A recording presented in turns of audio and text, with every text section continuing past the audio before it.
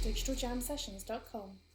Okay, so we're going to crack on with the VR Writers Room. We like to be interactive, so those of you who can scan a QR code, here you go, guys. We're giving you the data up front. Scan that QR code, you will get the infographic that we're about to go through, so it's all yours. Second of all, we like to be able to answer your questions for you as we go through this process, so use the Twitter handle @DigitalJamLimited and we will include your questions. So we're very technological. We like to include technology.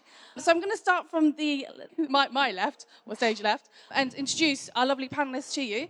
We have with us the lovely Dave Ranyard, formerly the head of PlayStation London Studios. Yes. Hello. And now the CEO of Dream Reality Interactive. See, I am going to remember this. We have Imre from Bosses Studios. Imre.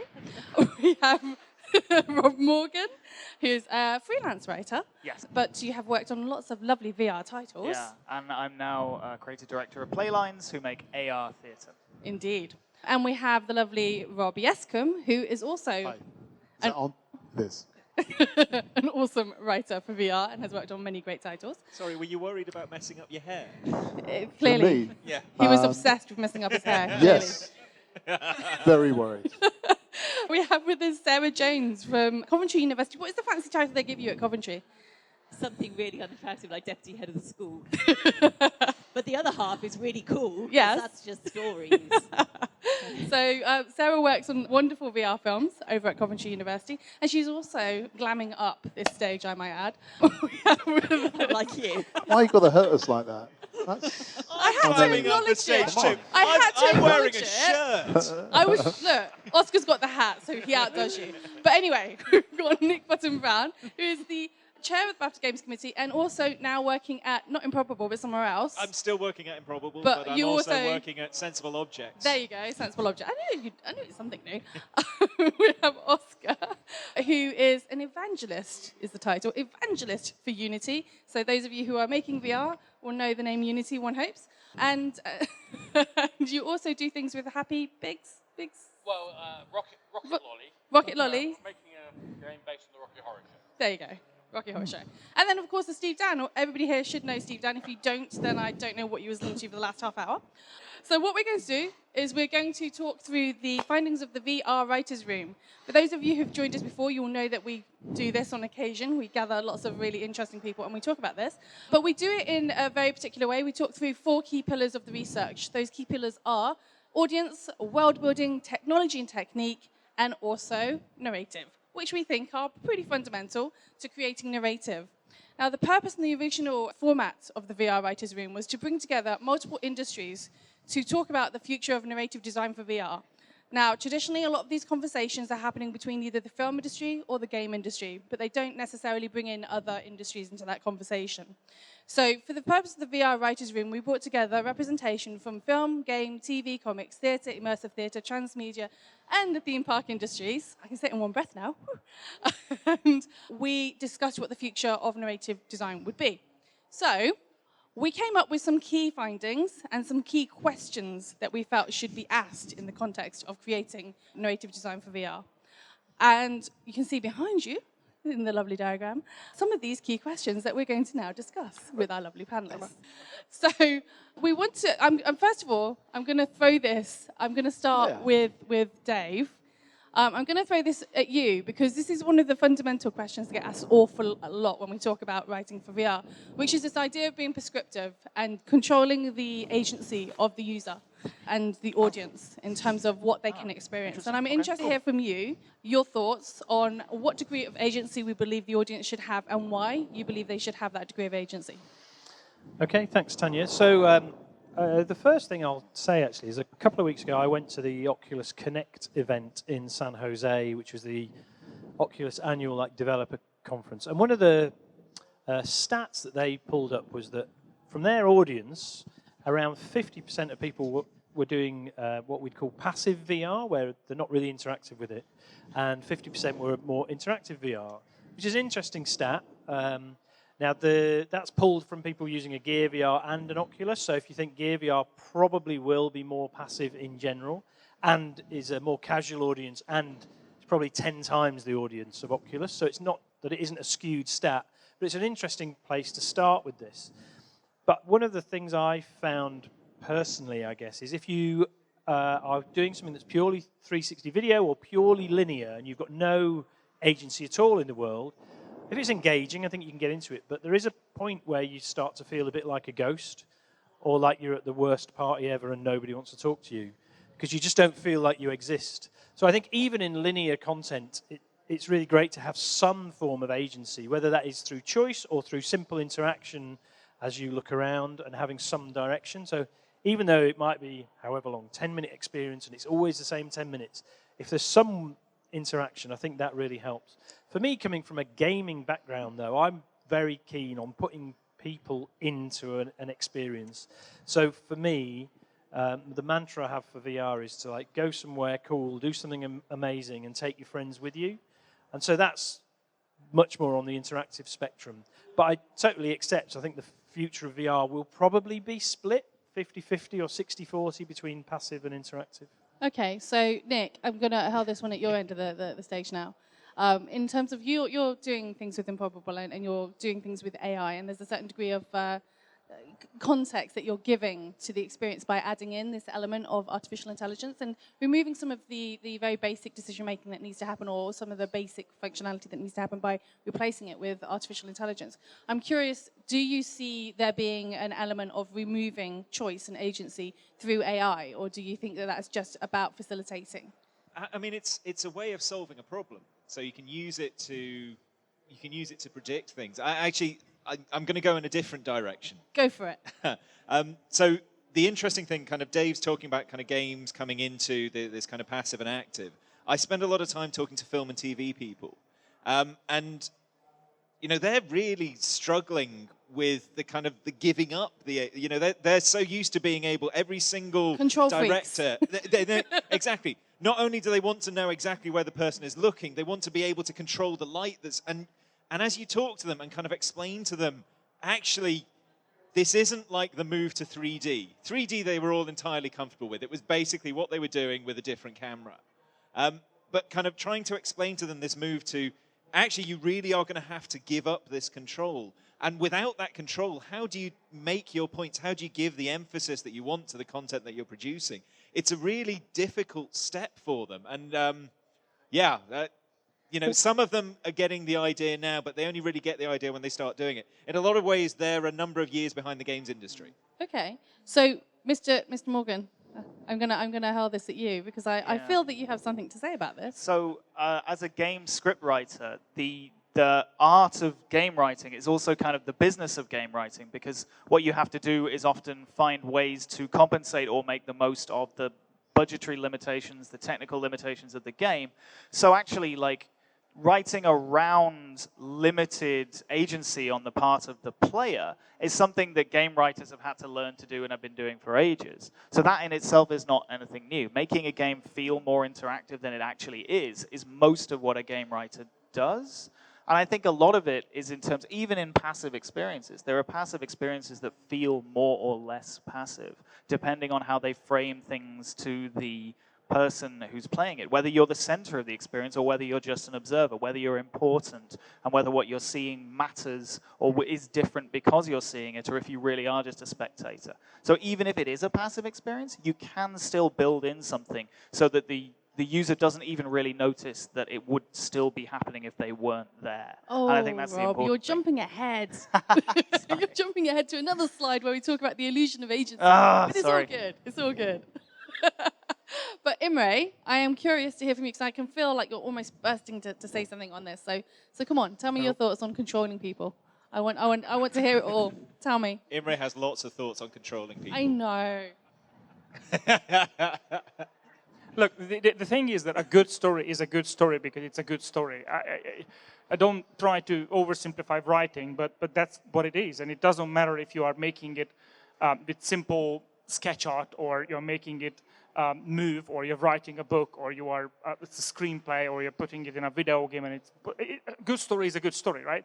So I think there is an illusion where people think that they can cover up the shortcomings of classical skills of creativity and writing with shiny stuff. And we saw this with the advent of of CGI in films that you see a lot of films which are just horrible films, but there is big, bright explosions, and yay, it's going to be a great film. And we have the same here. Like we have some VR experiences which are shiny and exciting because it's VR, and by default it's going to be better.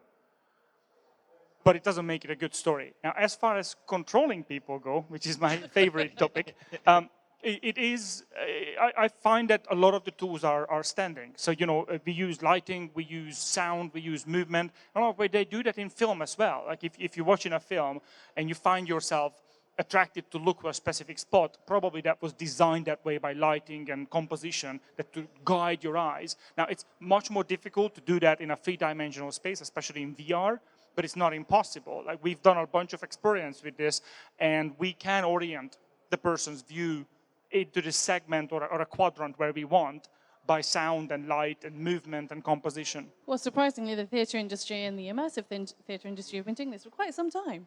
So I think there's a few people who might have some thoughts on how to go about that. But I am curious to hear from you, Sarah, in as much as one of the aspects of what we talk about here is this preparing people for what we're calling mental sanctuary within VR, which is this idea that actually when we're playing VR, it can be a very, when we're experiencing VR, it can be a very intensive experience. And for example, when we play games like Resident Evil, we build into these games a sanctuary, a moment where you can just pause for a minute. Nothing's going to try and kill you. You can be in your safe room. You can load up all your inventory and do all the stuff that you need to do, but you know that nothing's going to try and attack you. In the same way, there needs to be some space, some mental space for people within the VR environment to give them that moment to just reassess what they're doing and to give them a pause.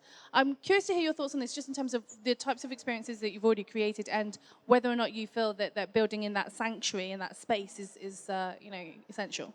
I think really when it comes to that, it depends on what kind of experience you're actually trying to create. And the joy of the work that I do within 360 film mostly is that each experience is very, very unique. Each experience is completely different. So the film I've been doing, the crazy film I've been making in Hong Kong, it's all about the crazy. There is no time to breathe because I don't want an audience to breathe. I want them to feel the chaos and the confusion and all those kinds of elements. So there isn't really the breathing space. But on the flip side, it's a very different way of filming. It's a very different way of telling a story. And I've spent years telling stories in a frame, 2D, and focusing attention and all those kinds of things. So it's now about trying to find that different way of directing attention, which what you were talking about with the audience cues and the lighting and the sound.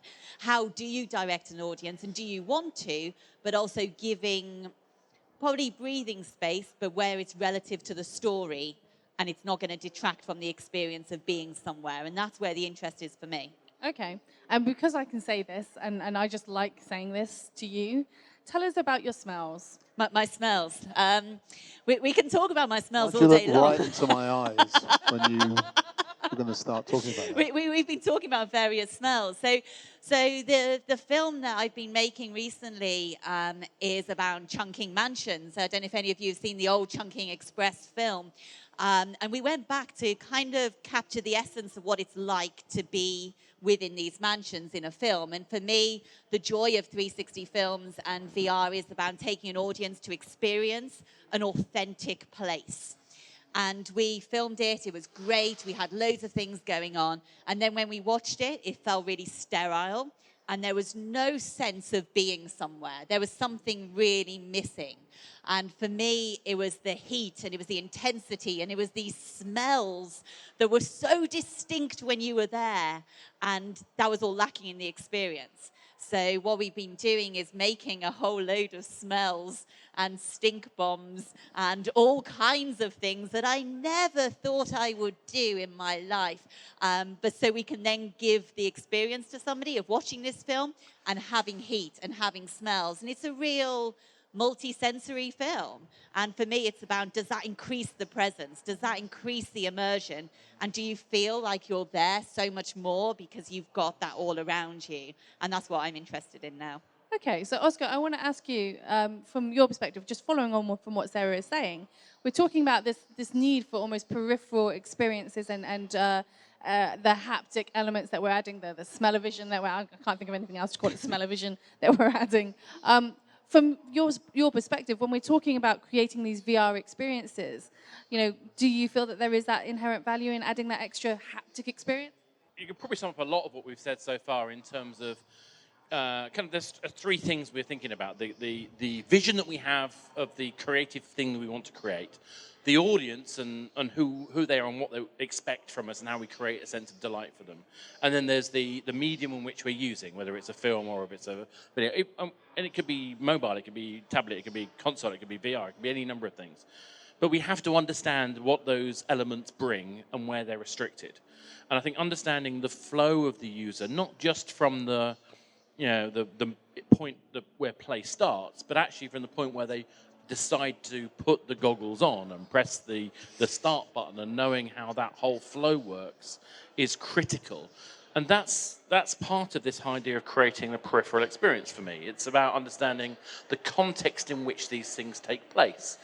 There's a definition that the psychologists use to describe games, and it basically breaks down to games are devices which have a sense of competence, they have something which is a sort of sense of autonomy, and a sense of escape. And if we don't have those three things, then it may not be a game that we're making. It may be something else. But there's something really powerful in understanding those three things. And if you have the sensory mechanisms that are based on sound or whatever else, that's fantastic. But making sure that you do that in a way that understands the limitations of the medium. There's a reason why we tell people not to do digital thumbsticks on mobile tablets, because they suck. Basically, there's a reason why we tell you to, use good controllers on consoles, because they work. But when we're dealing with something like a goggle, the actual 3D environment we're in matters.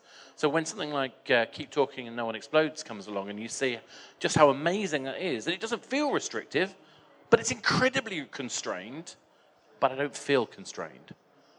There's a little thing I always talk about with Columbo, the TV show Columbo. I think it really sums it up for me, which is a sense of predictable uncertainty.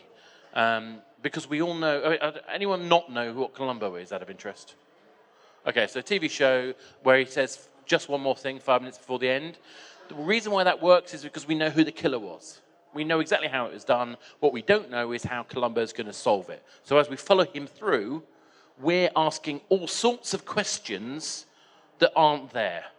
We're making the questions up ourselves. And the reason why I think this is such a good analogy for what the creative vision in AR and VR is, when we use the right tactile sense, we use the right haptics, we use the right scent, we use the right sitting conditions, standing conditions, we're actually encouraging the player to fill the gaps.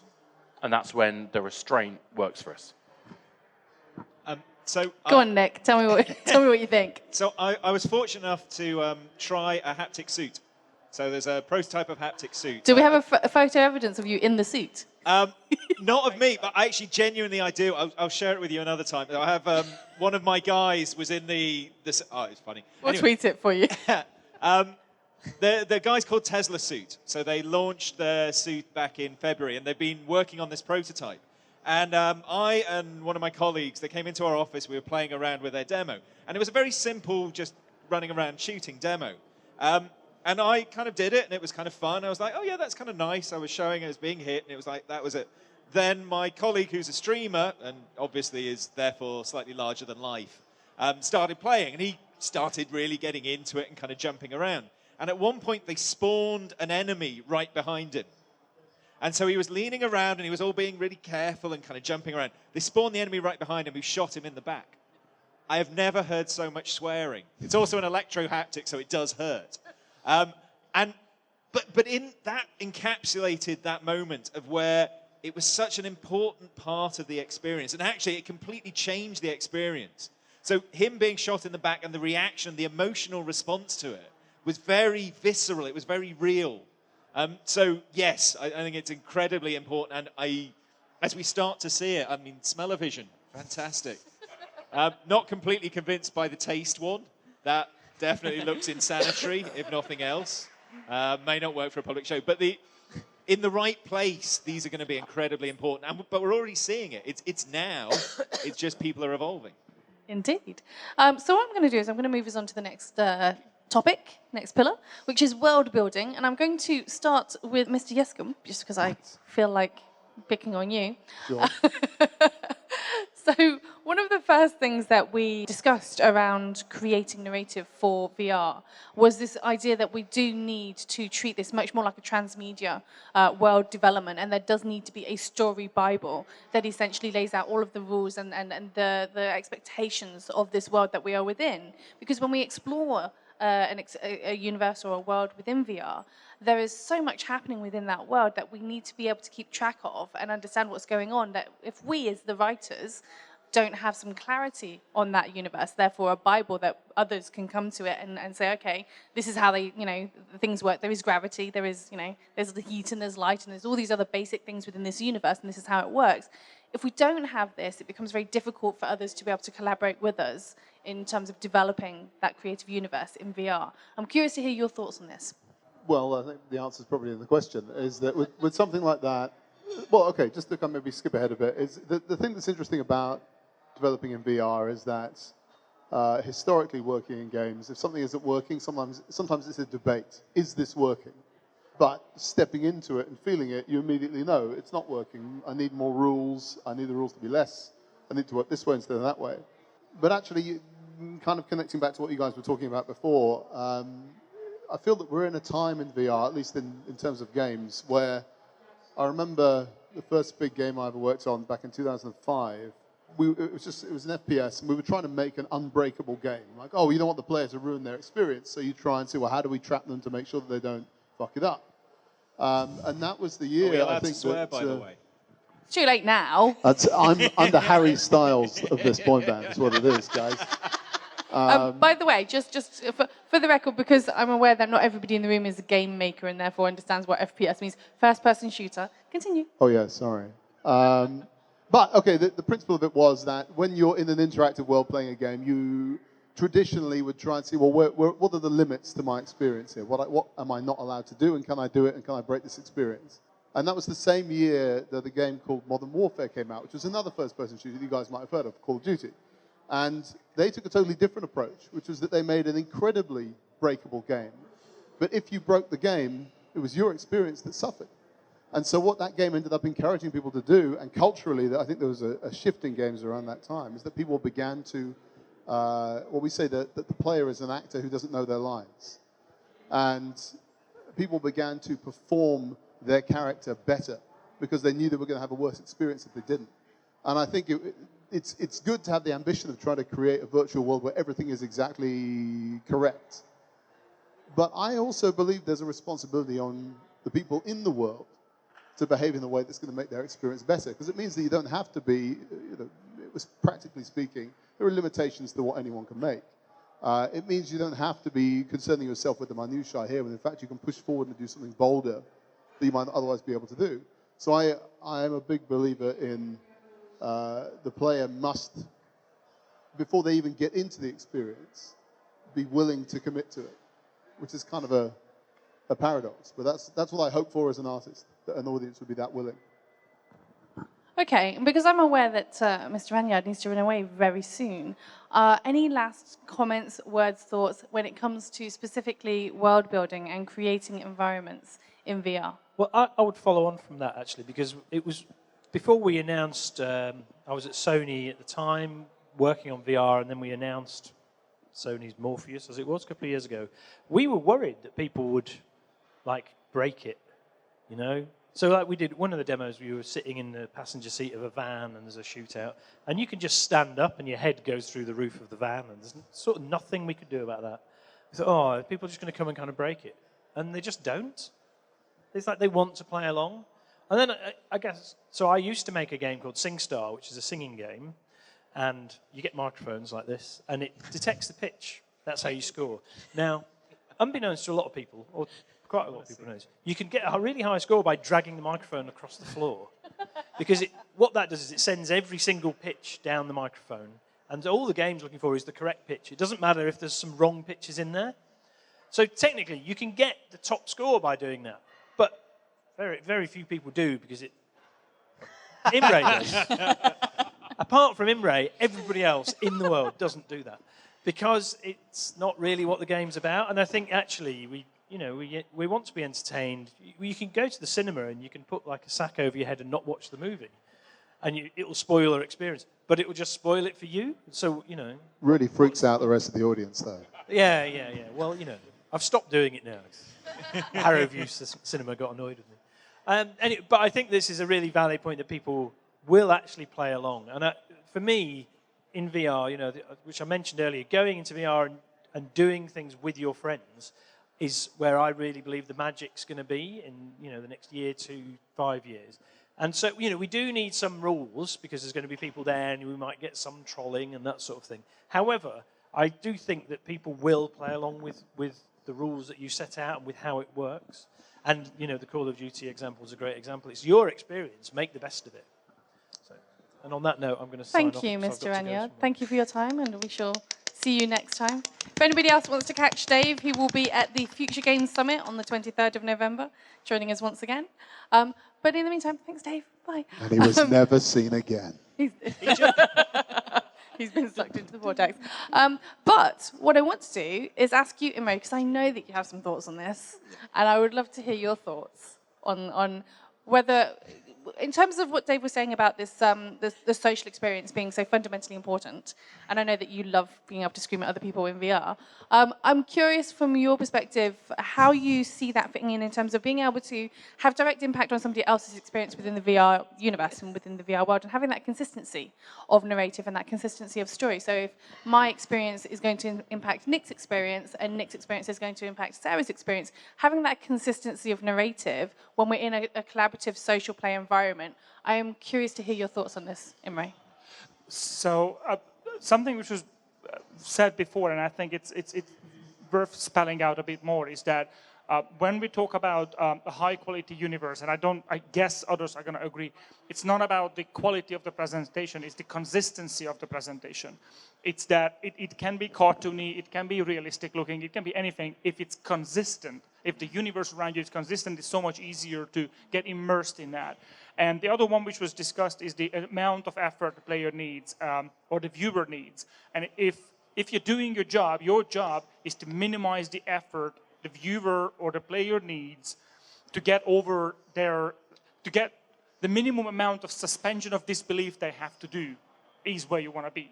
So basically, there are games which require a lot of effort from the player to achieve that suspension of disbelief, and there are games and experiences which require less. And basically, where you want to be is the least amount, because that's going to be the easiest to get in.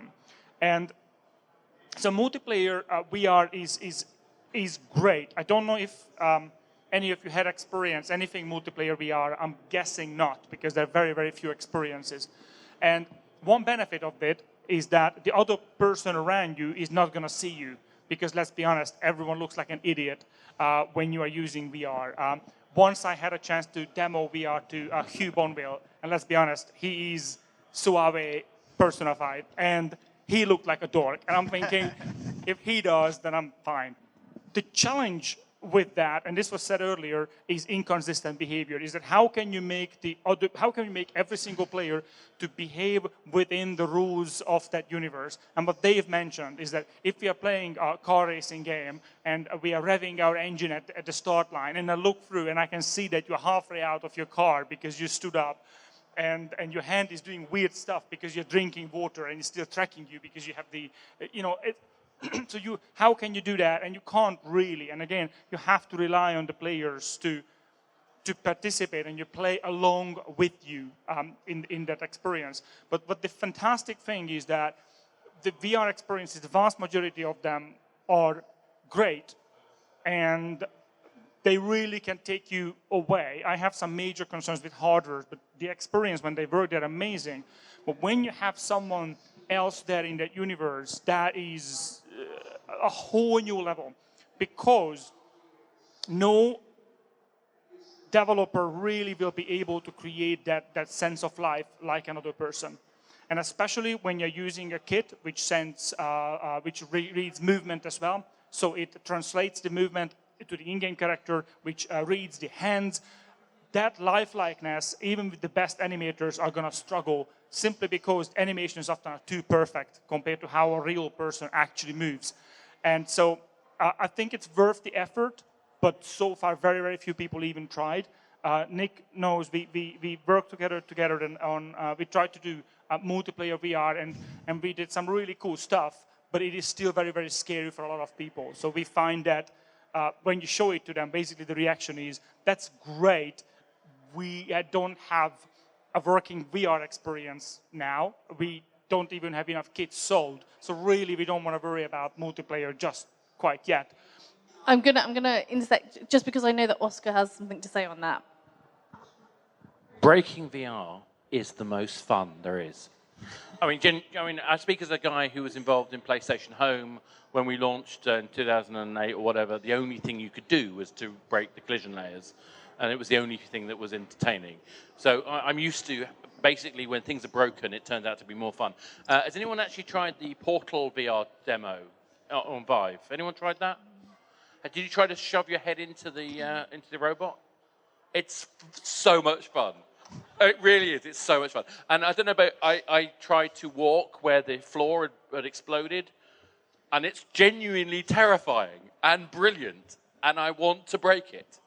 And whilst I agree with my colleagues in many, many ways, breaking shit is fun. And the more we do that, the better. As a developer, I will just mention that we kind of like it when you don't break it too badly, though. Just saying. Right. So, having said that, thank you so much, Oscar. Nick, I am curious to hear from you. In terms of, obviously, you've done some work with Imre. You've had this challenging approach at trying to make collaborative social experiences. But I am curious as well from the perspective of just creating these linear narratives and now moving into multifaceted narratives. That's the best way I can put it. I'm not going to say emergent narrative because that may be slightly too advanced for what we're trying to do. But I am curious from your perspective, the tools and the techniques that are emerging for being able to create some of those experiences don't necessarily exist just yet. And I am curious to hear from you in terms of, at the moment, the way that we're all going about this is we're kind of hacking stuff together, let's be honest. We are creating certain types of technology or software that is, in the end, delivering the output and the results that we need, but was not necessarily intended for the purpose. And so, therefore, I am curious to hear from you in the kind of the lab of experimentation that you have been immersed within. What kind of challenges you have come across so far? I might argue with you that there's not necessarily the tools out there. I think they are. They're just not necessarily that easy to use. Well, I'm actually going to come back to the project that Imre was working on. You did manage to deal with narrative within the universe, but it wasn't in a traditional way. It was by switching the idea to context. So rather than narrative, it was providing a context, and the things that were going on around you were reinforcing that context. And that was actually the way to deal with multiple people in the same universe. Because you move from that traditional hero story to actually, you've got multiple, not everybody can be the star. How do you deal with people where you're not the star in the story? And it came back to creating this context, having things that were around that were reinforcing that context. And it was all coming back and adding to the experience, but it just wasn't telling it as a traditional narrative. It was reinforcing the context all the time. Okay. So talking about not doing things in a traditional narrative way, I'm going to move to you, Sarah. Obviously, as a traditional filmmaker, you've moved into this space.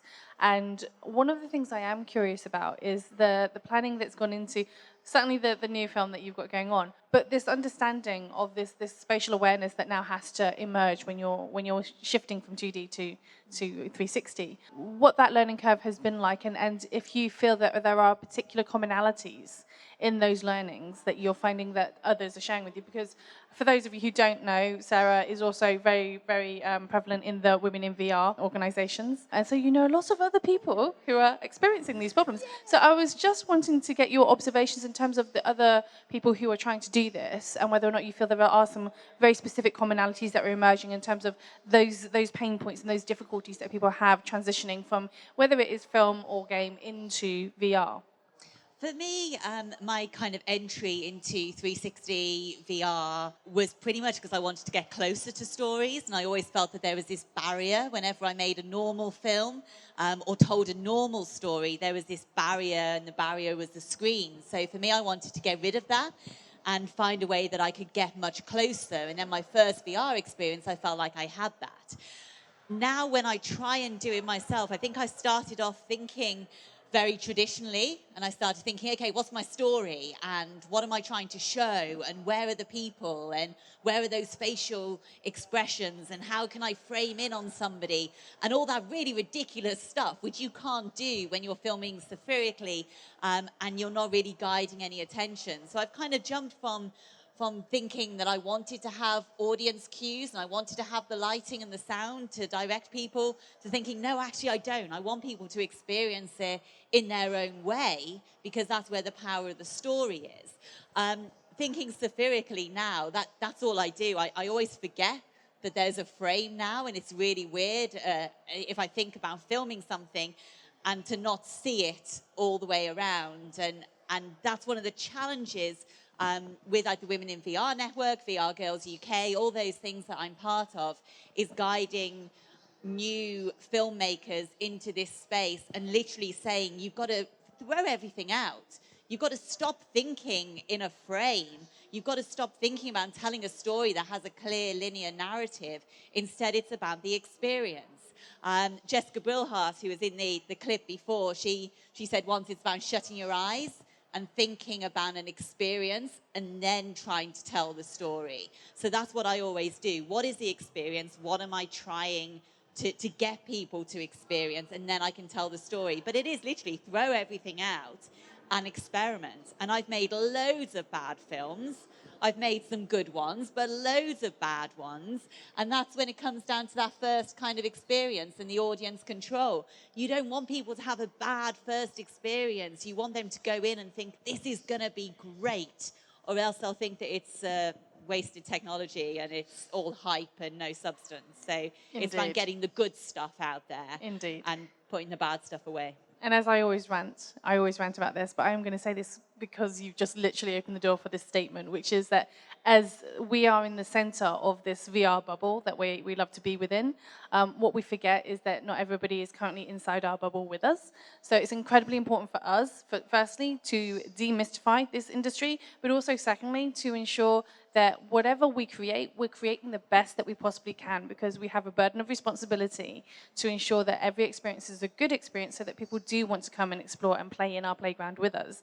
Otherwise, there is no longevity in this industry. So it's one of those little things I like to remind people. I'm just going to throw that out there. But I wanted to come back to you, Mr. Morgan, on one of the specific points that was raised during the technology and technique section of the writer's room, which was talking about terminology and unified terminology. Yeah. And bearing in mind that you work a lot with the theatre, the folk, and you've done a lot of theatre and immersive theatre projects as well, I'm interested to hear from you in terms of this kind of awkwardness that we've come across in several instances, where there is a slight kind of difference in the way that people have certain expectations when they come to VR, and they're bringing with them existing expectations and assumptions of their own industries. And just to give some context for the audience, as a basic 101, for example, if I was to say that I'm going to bring some writers to come and write on a VR game or a VR title of some sort, I might bring a writer from the games industry, the film industry, the theatre industry. I might bring a traditional book writer or a comic book writer in to come and write a narrative story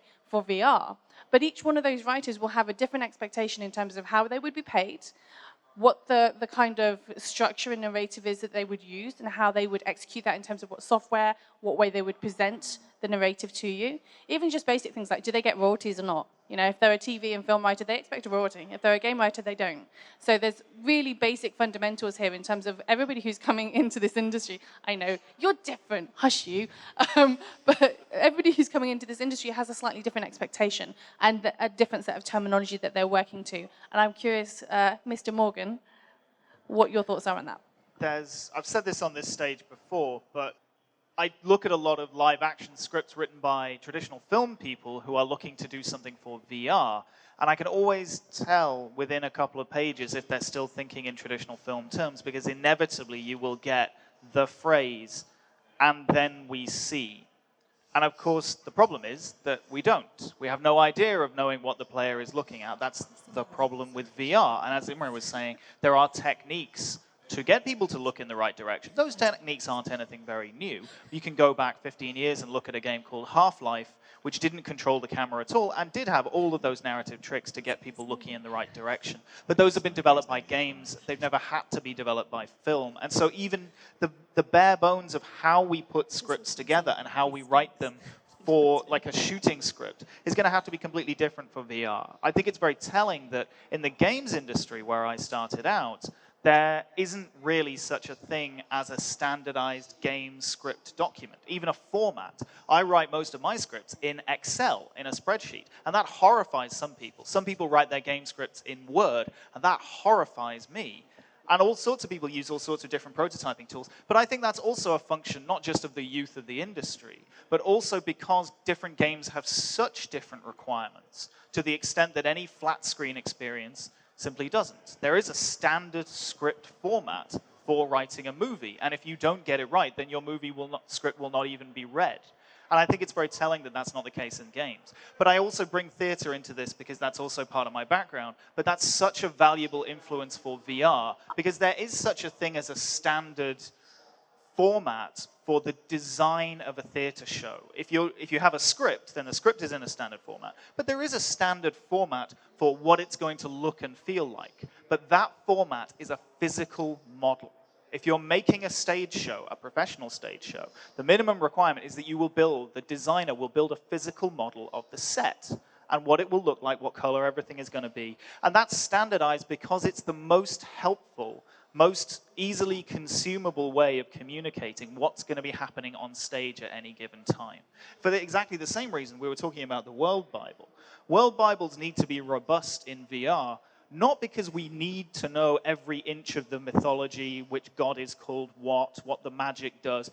Not because we need so much detail, but because we need robustness. Because the player has so much more control in VR, we need to know if they look under the bed, what are they going to see under the bed? We have to have an answer for what they're going to see if they do something unexpected. So you need this robust sense of of something that's going to give you an answer of what is going to be there when the player looks in the direction you're not expecting them to look in.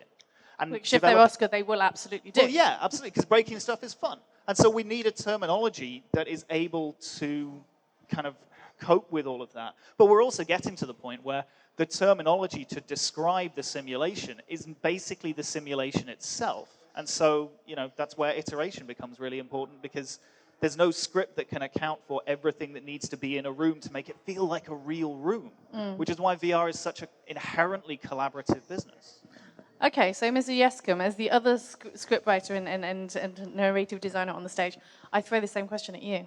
We were talking about the challenges of working with different industries who are coming at this from different angles and have different expectations, different terminology, different techniques or methodologies that they're using. Since the dawn of time.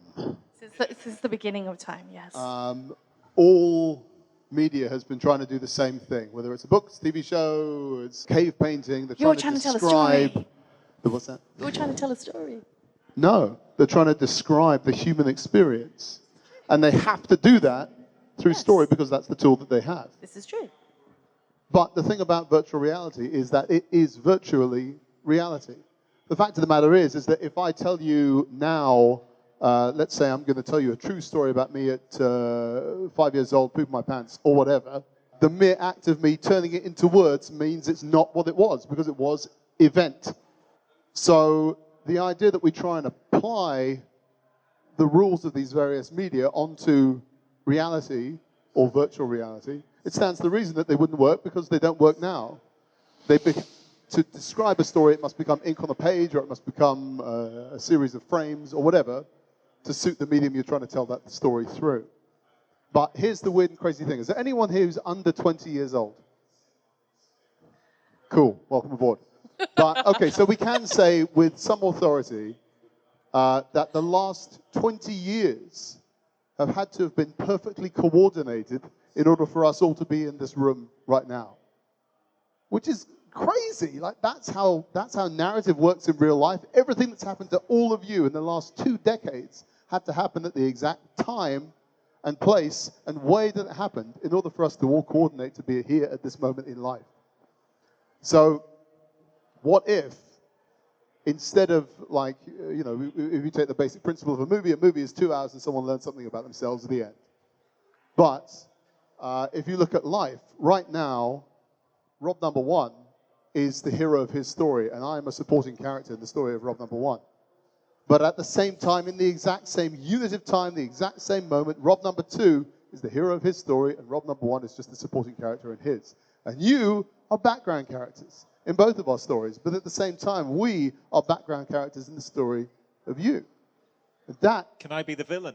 You are whoever you choose to be. But the point is that that's the structure of narrative in life. And okay, it's valuable to explore all the other ways that we might be able to crush and contort the rules of existing media to try and fit VR. But that's the holy grail. How do you do that? How do you tell a story that's not just a bubble, but a series of bubbles that are all completely interdependent on each other? It seems impossible. But immersive theatre, that's the root of that kind of thing. If you look at like a Punch-Drunk production, all of those threads are all interdependent on each other and must happen in the exact way, in the exact time that they do. And that's how you create the illusion of life in structure. Actually, I am interested, sorry to interrupt you, Rob. Just by show of hands, who here has experienced immersive theatre? Because I strongly recommend, if you are actually thinking about developing something in VR, that you do take the time out and actually go and experience immersive theatre, because what Rob is saying is actually incredibly accurate in terms of the skills and the agency that you have within these experiences is incredibly relevant. But here's the other thing that's important, I think, is that the mere fact that however many of us there are up on this stage, the reason why we're on this stage is that we've had a unique experience in our careers that we're trying to now impart to you. And that is what makes that kind of experience so fascinating, is people have contrasting, unique experiences and shared experiences in the same unit of time. Okay, so I'm aware that Oscar has a thought on this as well. Well, I'm just thinking about something I think Imre's done as well, which is the LARP. I mean, it's not necessarily well understood. It's a fairly niche audience. I'm not talking about the rubber sword hitting, or I will. Yeah, I was just about to do that. Yeah. So anyone who's anyone heard the term live action role playing will probably think it's about rubber swords and hitting people. Nerds. That is a nerd, Zelly.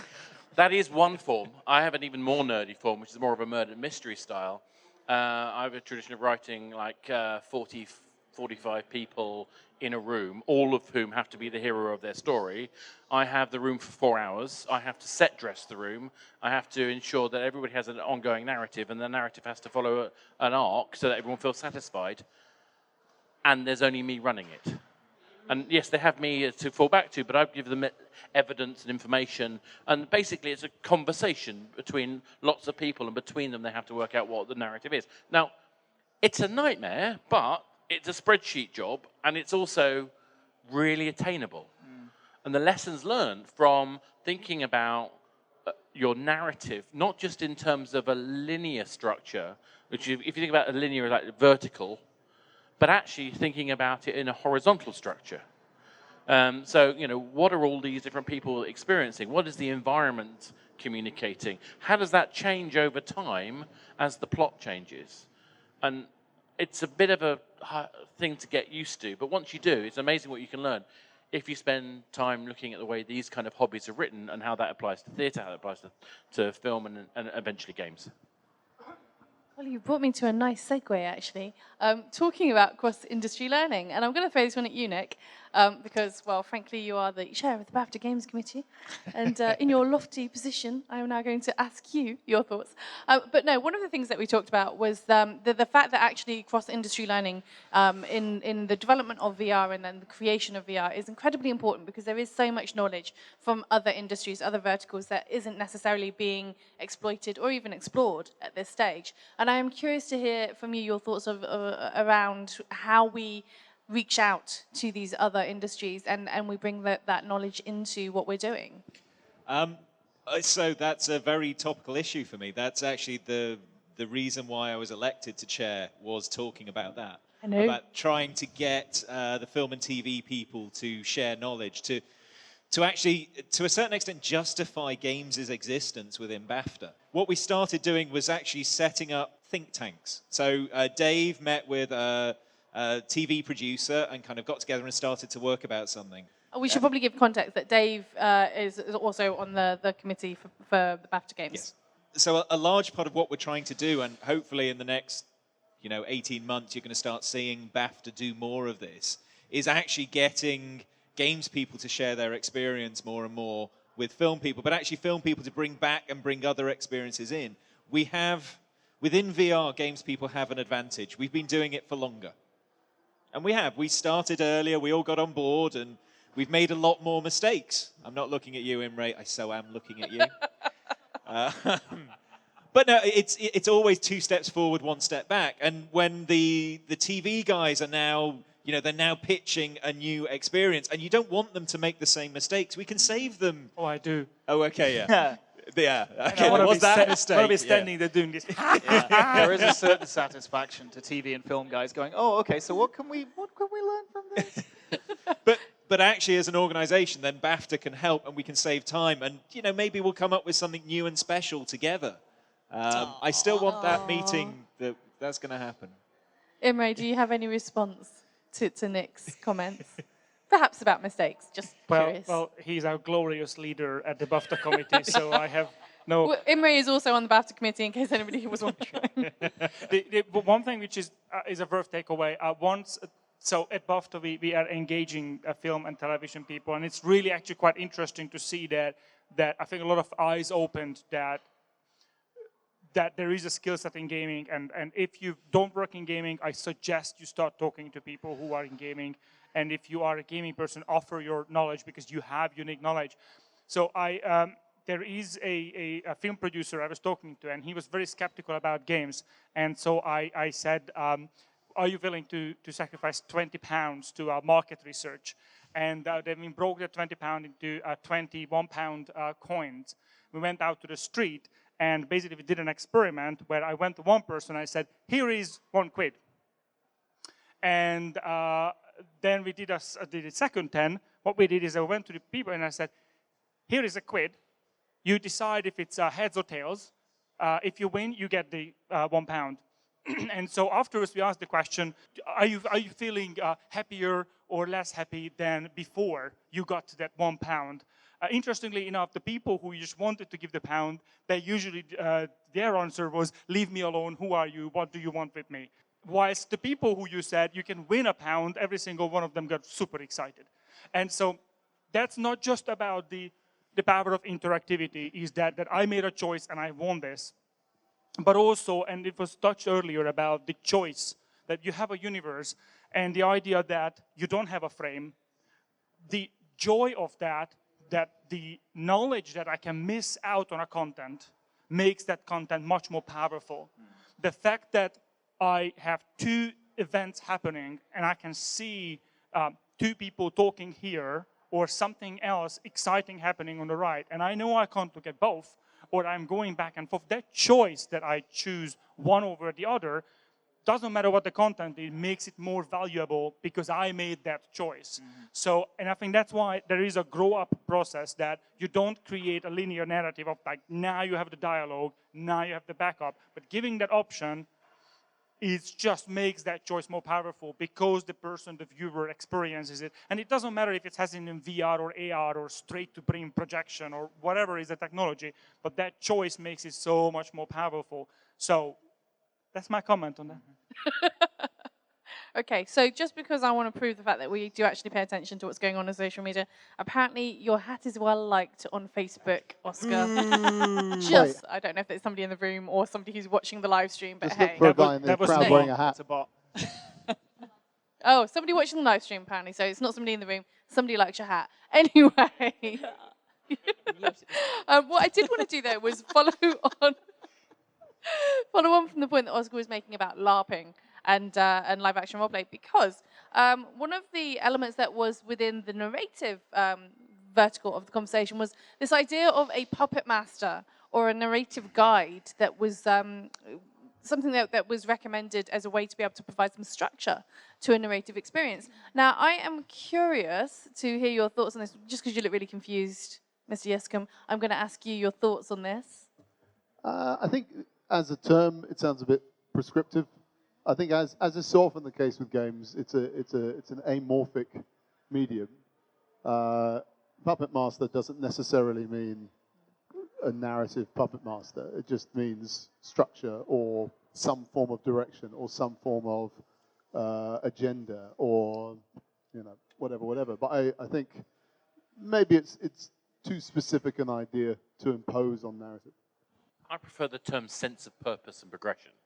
But there are some really good examples where a narrative guide can help. One of my favorite examples was I was in Porto Alegre a couple of weeks ago, and there was a Brazilian team, a small Brazilian team, and they had this this rider, and he had a dog, and the dog was his compass. And it was so subtle, so, the dog just went in a direction. And I found myself following the dog without having to be told. And that's beautiful. So, that sense of purpose and progression could be any form, but it's essential in every game format, regardless of... In fact, I'd argue it to a certain extent, it's essential even if it's not a game. It's essential to feel like I'm involved in something. Even if I'm being presented a time slot, random twisted plot, I still need to know that at some point this is going somewhere and know that I'm going to feel satisfied at some level, even if it's as annoying as No Country for Old Men, which really upset me, but that's another subject. But you still felt it was going somewhere, even if you didn't like where it went. But Sarah, I wanted to ask you this question, and kind of it's between you and Nick actually, so it's handy that you're sitting together. But I wanted to talk about this idea of the implementation of AI to potentially facilitate emergent narrative design, which is something that was suggested. And I know that Nick, you're probably slightly more experienced and have more thoughts on this. But I am curious to hear from you, Sarah, in terms of from your perspective, where you feel the value of something like an emergent narrative design could actually help from a filmmaker's perspective, given that you're used to obviously quite a linear storytelling process, being able to allow emergent narrative to kind of come to the fore. Is this something that you feel would be of interest and value to a traditional filmmaker? Maybe. Brilliant. No, that's that was perfect. Yeah. That was perfect. Right. Maybe. Maybe. Maybe. I don't know. For me, I love this sense of the experience and an audience. It's what you said about purpose and letting them direct their own narrative.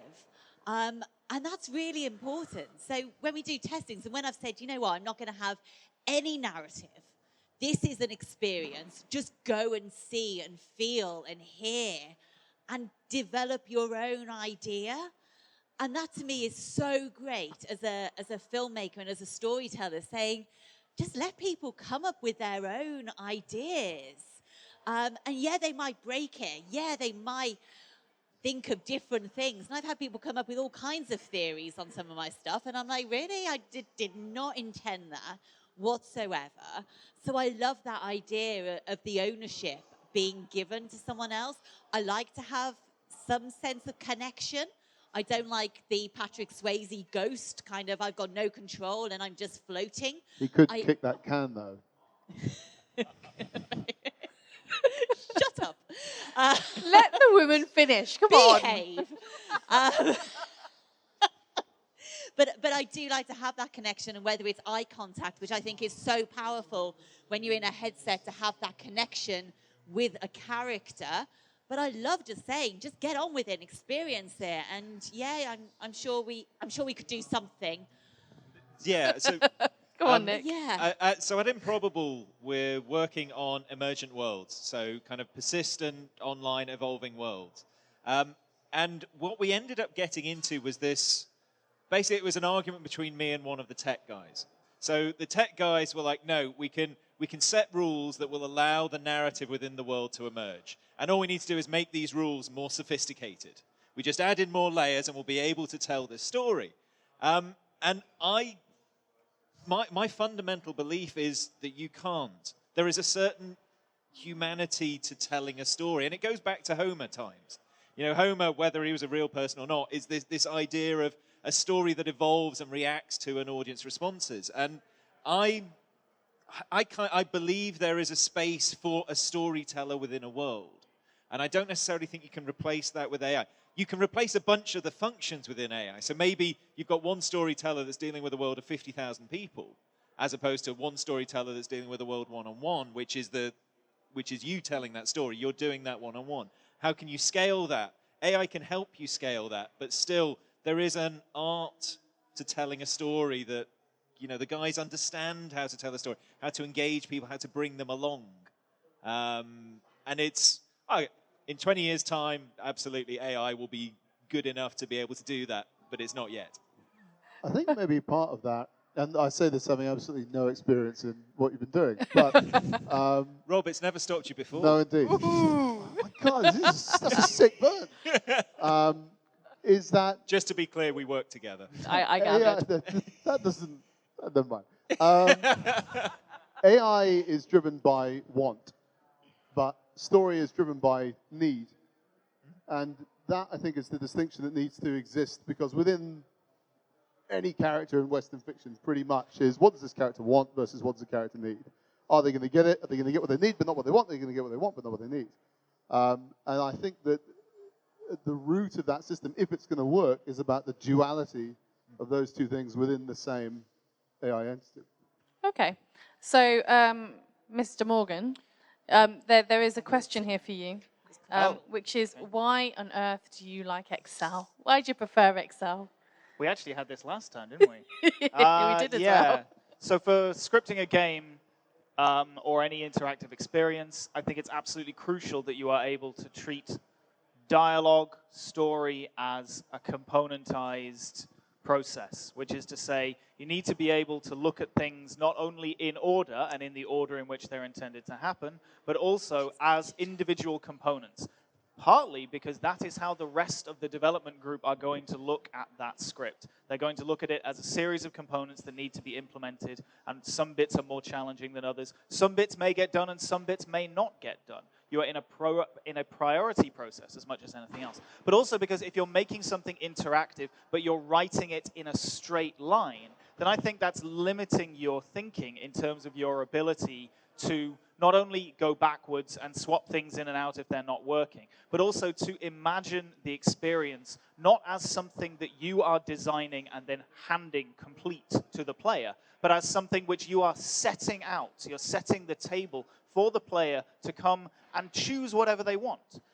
If you're writing in a straight line, if you're writing in Excel, then it's a way of reminding yourself that any one of those components in your script, any cell, any line, you should be able to black it out and know that the player may miss it because they've gone for a pot of tea or because they're looking in the wrong direction, especially in VR, but in lots of other games. And your story needs to be robust enough that it will still work. Because if you are assuming that your story is something that you have complete control of and that you have the absolute right to hand to your player and expect them to, to keep up with all of it, then, okay, that's something that you have a right to expect your players to do to a certain extent. But it's in the nature of interactive experiences that stuff will be missed. And if you refuse to let stuff be missed, if you refuse to build stuff that may not be seen, then you're not really thinking in an interactive sense. That's why I think Excel is important. Equally, you don't have to use Excel. You can do things, you can prototype in Twine, you can make things in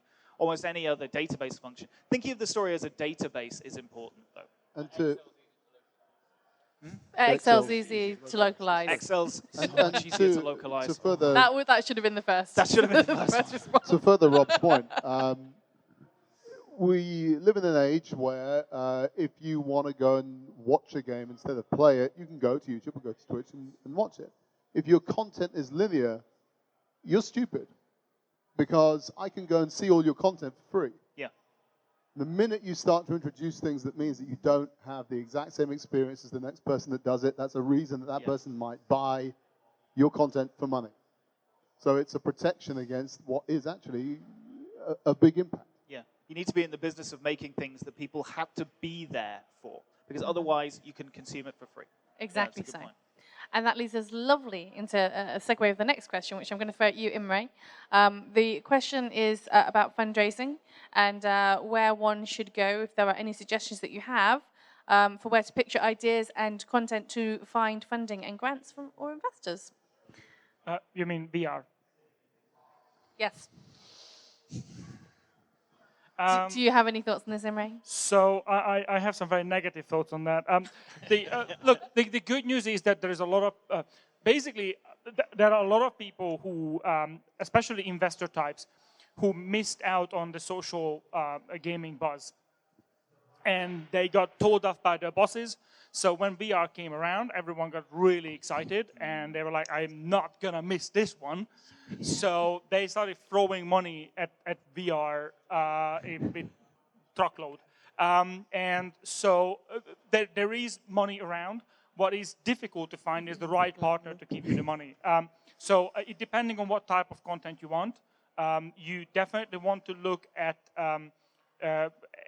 various NGOs from Games London to the Wellcome Trust to whatever, depending on your subject matter. There are a lot of NGOs and governmental agencies and whatever, and who are willing to invest in new types of content and interested in new content.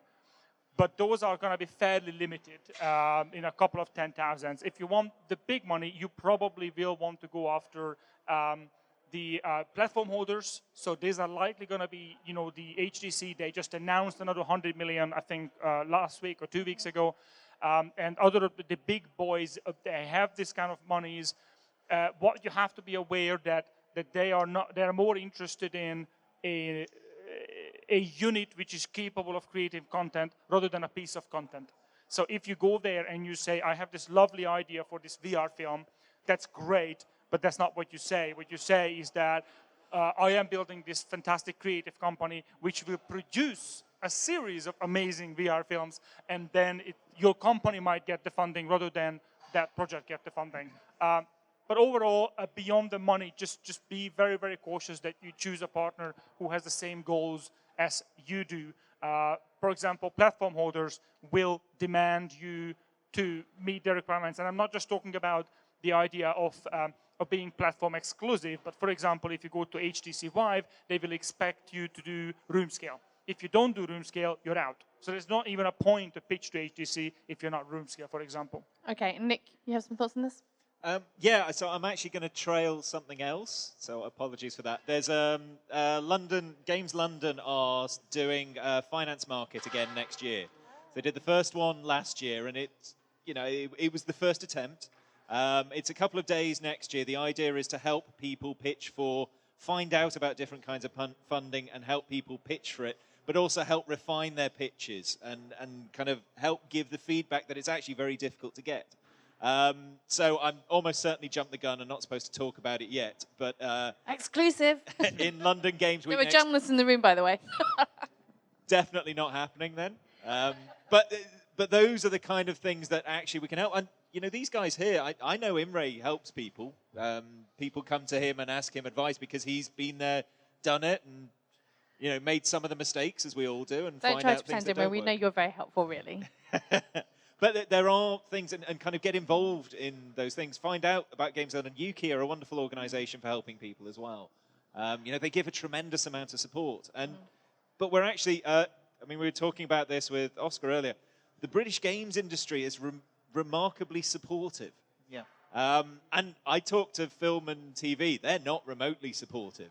Of course, no, they're wonderful. But they're always astonished by the fact that we are prepared to talk to each other and share the kind of, oh, God, we really messed that up. Wasn't that stupid? God, they're still astonished by the openness that we all have with each other. That's because we're one big happy family, really. It's worth pointing out as well that quite a lot of money, in one way or another, came from the EU. So you might want to get on with it. Thanks for that one, Rob. In the meantime, Oscar, did you have any thoughts on this? I think it's probably worth just thinking about how much to ask for. I have a bit of a theory on this, which is that it's worth thinking about how many devices are going to be there in the next year, 2 years. My gut feeling, and someone please tell me if I'm wrong, is that there seems to be about 4 million Gear VRs out there at the moment. with Daydream, let's say that goes up to 6, maybe 8 at the most. My gut feeling, although PlayStation is talking about kind of 2, I actually feel quite positive about the PSVR experience. I think I'm going to say 4 there. So let's say there's 10 to 12 million devices out there, and we can sell our experience for, say, 10, maybe if we're lucky, £20 a time. And it will almost all be pay up front, by the way. I mean, as much as I am a free-to-play guy, it's going to be all free-to-play. Think about that. We're not really talking about a huge amount of money out there. You know, let's say there's 10 million people and it's 20 a time. It's like 20 million potential. But actually, we're not going to get that. We're going to get like 1% of that in terms of our actual revenue for our game at the most. If we're spending more than 150k on making a VR game right now, we're probably pricing ourselves out of success. And that's going to mean that all of the stuff we said about constraint and experience and vision and creative values has to come down to creating a simple, pure idea. Because you can't afford to do anything else. Can I just say the film and TV people don't suck that much? And This is why we have to have film people on the panel too. I talk to potential filmmakers and people wanting to get in 360 film and telling stories for experience all the time. Every single week I'm talking to people that want to get into it and helping them change how they tell a story and not thinking about a frame. So we don't all suck. And also on that point, quite right, you. but also on that point about investment, it's weird because if you, for instance, if you were trying to get an indie movie made now, and you went to a private investor and said, "Oh, do you want to be in the movies?" The romance is gone and has been gone for a long time. It's very hard to get even the smallest thing funded, as I'm sure you know. But VR is different. There is, in spite of what Imre says, it's important to choose the right partner. There is still a romance here that's very persuasive. And at that sort of budget level, you'd be surprised how easy that can be. In actual fact, if you want to raise funding for VR, go west. Because literally, I just come back from Silicon Valley, and there is more interest in VR. And if you want to get even more money, head further west and go to China. Technically east. Well, I'm going one way. Yeah, going one way. But they are really interested in VR. They are really interested in everything people are doing in VR. And that is where the money is going. Silicon Valley is 9 months ahead of what we're doing in the UK. China is about the same time, but they're throwing so much money at it, they'll be ahead of what we're doing. Because they want to try new things. Over here, it's still the same old, well, perhaps it won't work, perhaps we'll try it, we'll go this way. We've got to think outside the box and go outside this country. I do want to thank everybody who has sat on the stage very patiently with us for an awfully long time, actually. It's been quite a while. And thank them for sparing the time to come and join us and share with us this a vast array of knowledge and experience that is on the stage right now. What I did want to do as well, very briefly, because Steve and I are together in one place, which is so rare these days, is also to announce a little bit of news for our regular augmenting reality community, that Steve and I are now very proud to be part of something called Disruptive Reality, which is a coalition of studios which are working in the immersive entertainment industries, and we have launched today. So I just wanted to mention this very briefly. But otherwise, I wanted to thank you all for spending the time and sitting through what was quite a marathon of VR Writers' Room. Absolutely. But thank you very much, everybody. digitaljamsessions.com